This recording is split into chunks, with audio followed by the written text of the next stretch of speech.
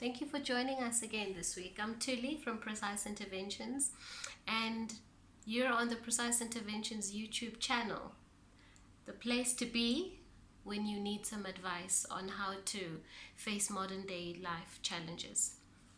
Before I start today, I want to tell you just a bit about Precise Interventions. What do we do? What's our job? Okay. Precise Interventions is a company that helps people to achieve wellness, both in their places of work as well as in their personal life. Wellness is quite a serious topic because we know that our ability to deal with challenges, to deal with things that come into our lives, as well as to execute and be productive in our relationships as well as in our work, all depends on how much internal resources we have as individuals. So this is a rich subject and it does demand a lot of attention. Hence, for these next 3 weeks, we will be focusing on self-care.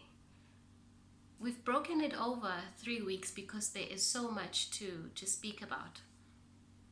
Today, specifically, I want to speak about why self-care. Why is it so important? And what are the beginnings of understanding self-care in terms of your relationship with other people? I want to take you to that first time you took a flight, or if you haven't taken a flight, maybe when you saw people on TV or in a movie go into a flight and they start receiving instructions. When you are in a flight, you are told about an oxygen mask. You are told that as soon as there is an emergency, you have to take that oxygen mask and ensure that you have a good supply of oxygen. Only then after should you consider assisting those around you and help them to get their masks on. Now, when we think about self-care, there are some misconceptions that can come into mind. Sometimes, as soon as you say self-care, you might start thinking vanity. You might start thinking self-indulgence. You might even think selfishness, okay? And those are some of the things that have been placed into our minds when we think of taking care of ourselves. It's okay to give, but taking care of ourselves is wrong. Whereas taking care of ourselves has to precede the giving part. Both are important, but the one has to come before the other. Okay, so we have to constantly be in a state where both are balancing each other. So now, why self-care? Earlier, I alluded to some of the modern day challenges that we have to face. We have relationships. You might be a parent. You might be in a workplace that is very demanding. You might be like me, running your own business. All of these things present some challenges which can take and drain a lot from your natural abilities. Okay, so it's important for us to develop a heightened level of resilience so that when we do come across those challenges, we know how to use some of the tools or some of the internal resources we have to assist us to navigate through those difficult times. Okay, but today the most okay, let me put it this way. Today what I would like us to look at is an unseemingly important self-care issue which we perhaps don't think is a self-care issue, and that is the ability to use the relationships around us to meet our needs through communication and through influence. Okay, the relationships we have in our lives are there for us to benefit from, as well as for the other person or the other people to benefit from us. The way in which you are able to influence and ask for the things that we need is very pivotal in us using these relationships positively and having good experiences with the people in our lives, be it a colleague, a family, or a friend. And sometimes we forget that it is okay. It's not only about forgetting, but sometimes we get ourselves into habits where our communication lines are not giving us the feedback or meeting the needs that we have.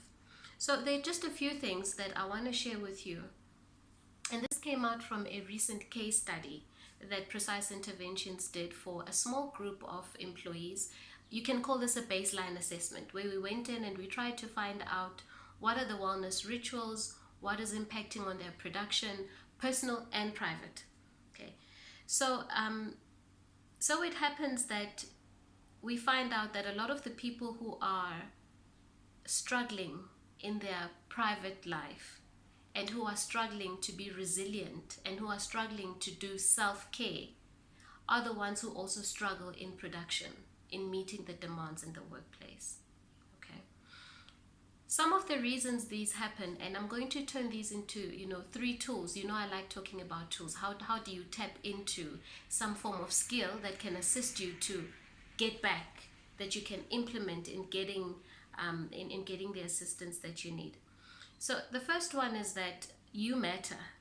As individuals, we need to remember and we need to learn that we have an inherent capacity and we have an inherent importance. It is not determined by where you work, how much you earn, how you look, how you dress. It is just there because you are. You matter. I mean, scientists have crunched it, 1 in 400 trillion chances of you being born when you were born. You've got something to offer. The universe is telling you that you're special. Okay? We need to be in a position of power where we understand that our voices are important, our needs are important, and we matter. And therefore, our feelings, what we feel, it reflects our needs. If you're feeling, your body, your mind, your soul is telling you something, it's something that is important to you, a discomfort, a want, listen to that. Why? Because it is most probably a need that is not being met. And if that need is not being met the way it should be, the right way, chances are you're going to find a wrong way to meet that need. Okay? If you have a job that is very exhausting, a relationship that is very draining, you find yourself tired most of the time, it can be very easy to slip into an unhealthy habit of using alcohol or developing another form of addiction, where now it is that addiction that gives you solace, that gives you that reprieve from the reality. Okay, so if you are exhausted and you are drained, you need self-care. You need that time to take care of yourself. Okay. The second thing is that speak out, be heard. Okay, speak out, speak up, be heard. So in essence, we have to get to a point where we can communicate with a colleague, with a friend, with a family member if we need help. We need to be able to say, I am not well. We need to be able to say, I need help. We need to be able to say, I cannot do this. Okay, or ask a professional to help you develop those skills of being more resilient. Okay. Asking for help is not a sign of weakness. Asking for help is a sign of strength. Okay, I've said this before in some of my videos. As an individual, you will always find that, or rather, some of the strongest individuals in a society are the ones who know when to ask for help. Okay, sometimes we need to not speak so soft. Sometimes we need to be very courageous and confident about what we're saying. Say it out, say it loud, say no, okay, and say yes sometimes to those opportunities that can, give us the help. And sometimes we need to communicate differently. If you're constantly asking for help or talking to people about your frustrations and they are not listening, or you're not getting any positive feedback, maybe you're talking too loud, maybe you're being too demanding, maybe you need to engage in dialogue that is open, that is calm, and that is considerate of those around you. So when you speak, do not speaking or communicating is don't keep to yourself, but also when you speak out confidently, but not in a way that makes other people not want to listen to you. Okay, it's okay that you don't know everything. If something is not working out, it's okay to take time out and to research and find out how you can do that better. So I hope those tools have given you some form of assistance and direction. And in the next 2 weeks, we're going to speak a bit more about self-care. So stay tuned, and I do hope I receive emails or comments. If you like, please share. Always lovely speaking to you. Have an awesome day. Have an awesome week. Remember to take care of yourself. Signing out. Goodbye.